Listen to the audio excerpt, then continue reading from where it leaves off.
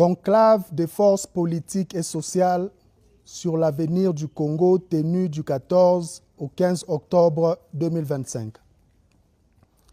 Déclaration finale. Les forces politiques et sociales de la République démocratique du Congo se sont réunies en conclave sous la présidence de son Excellence Joseph Kabila Kabange, président honoraire de la République démocratique du Congo, du 14 au 15 octobre 2025 dans la ville de Nairobi au Kenya. Elles ont procédé à l'analyse minutieuse de la situation générale du pays et évalué la nécessité de se rassembler pour conjuguer leurs efforts dans le cadre de la résolution de la crise multiforme qui secoue la République démocratique du Congo. Dans ce cadre, elles se sont penchées sur l'ordre du jour ci-après. 1.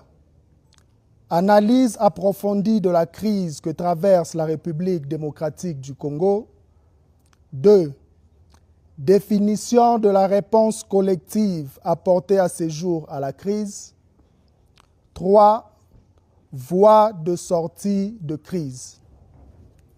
S'agissant du premier point, les participants au conclave ont reconnu l'existence d'une crise profonde et multidimensionnelle. Crise politique et sécuritaire, crise économique, crise sociale, crise de dignité, crise de violence, crise de vision, crise nationale et régionale.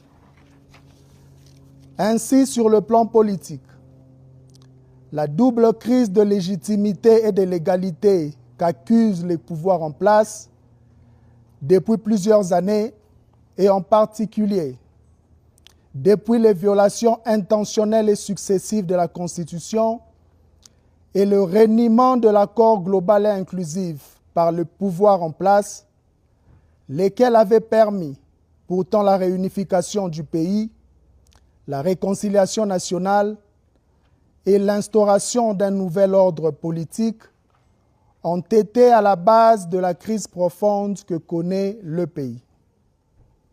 Cette crise s'est aggravée par la guerre et la violence qui sévissent dans la partie est et ouest du pays, et plus particulièrement aussi avec la forfaiture électorale de 2023 qui a donné lieu à un rétrécissement de l'espace politique, à une marche rétrograde quant aux acquis démocratiques, ainsi qu'à la désarticulation des équilibres institutionnels et sécuritaires chèrement obtenus.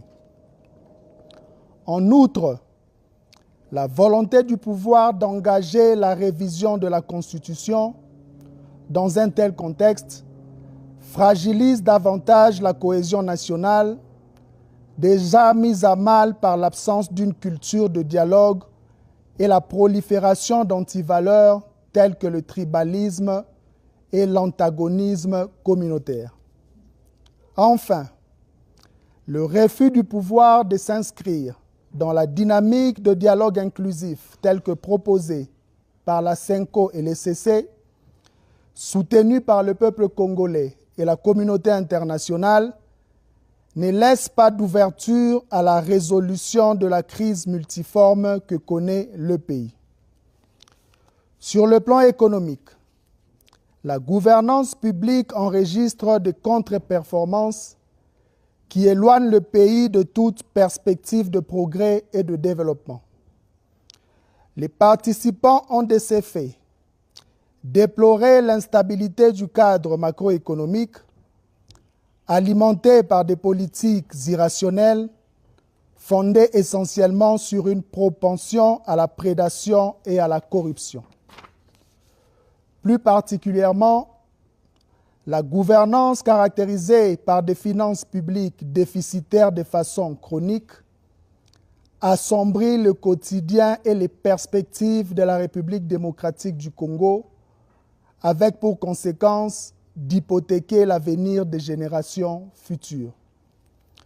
Sur le plan social, À l'image du dernier classement du PNUD, pointant la République démocratique du Congo au rang de pays le plus pauvre du monde, la crise se décline en forte dépréciation des indicateurs socio-économiques. Le quotidien des Congolais est ainsi marqué par une inflation galopante, accompagnée paradoxalement d'une appréciation factice du franc congolais, la rareté des services de base tels que la desserte en eau potable et en électricité, la dévalorisation de l'éducation nationale et les difficultés d'accès aux soins de santé primaires. À cela s'ajoute le taux de chômage élevé, la violence urbaine et les embouteillages monstres qui illustrent à suffisance les carences en matière de gestion urbaine. En définitive, les participants notent la détérioration de la situation générale du pays et l'incapacité de M. Félix Tshisekedi Tshilombo, nonobstant sa mainmise sur les leviers du pouvoir, à piloter une quelconque politique publique susceptible de répondre aux besoins pressants de notre population, au point que, dans l'imaginaire collectif, seule son incompétence et son irresponsabilité pourraient expliquer de manière singulière toutes les difficultés que traverse notre pays depuis son avènement en janvier 2019. S'agissant du deuxième point, les participants ont évalué les réponses collectives, réalisé leurs faiblesses et inadéquations avec la gravité de la situation que traverse le pays.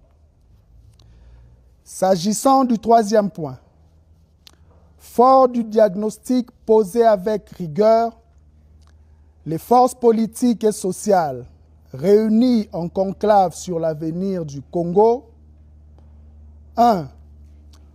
Constatent avec gravité la détérioration continue de la situation sécuritaire dans l'Est du pays et ce, en dépit de la tenue de négociations directes à Doha au Qatar entre le gouvernement congolais et le mouvement AFC/M23.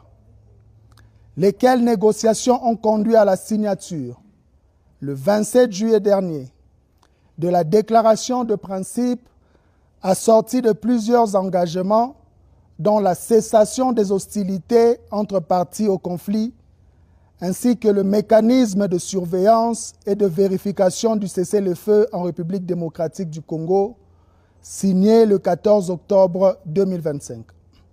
2.